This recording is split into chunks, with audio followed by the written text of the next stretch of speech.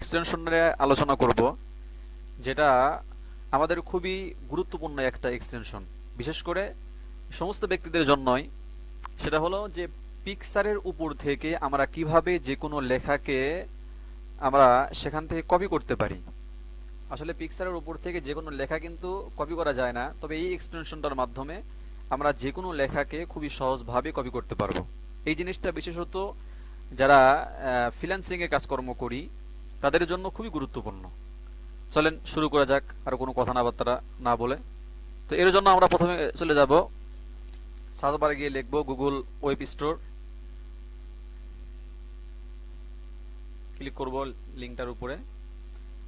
এই জায়গাতে গিয়ে লিখব কপি ফিশ।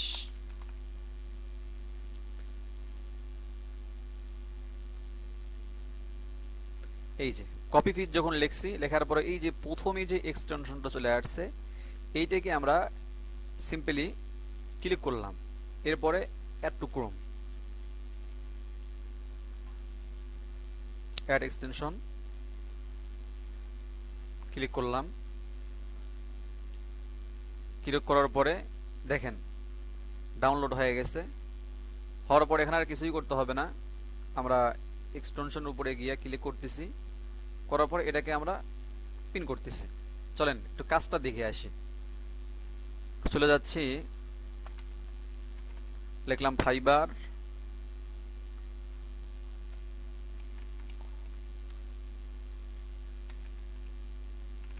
ওয়ার্ডপ্রেস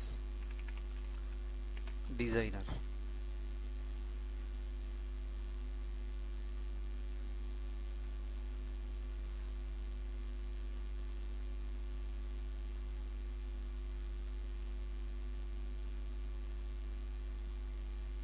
দেখেন এইটার উপরে যতগুলো লেখা আছে, এই লেখাগুলো অনেক সময় আমাদের প্রয়োজন হয়। চলেন আরেকটা জায়গা থেকে আপনাদেরকে দেখাই, আমার ফাইবার অ্যাকাউন্ট থেকে দেখাই।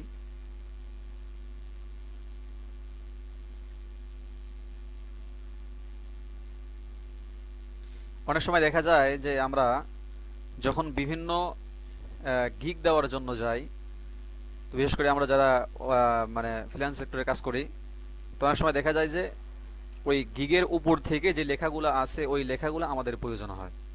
তো এই ক্ষেত্রে আমরা মনে করেন যে আমার এই লেখা যে আছে high quality WordPress and e commerce website, এই লেখাগুলো আমার প্রয়োজন। তাহলে এই ক্ষেত্রে আমি কি করব,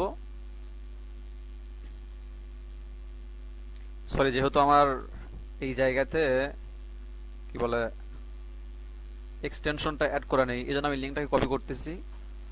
কপি করার পরে এখানে এসে লিঙ্কটাকে পেস্ট করে দিলাম।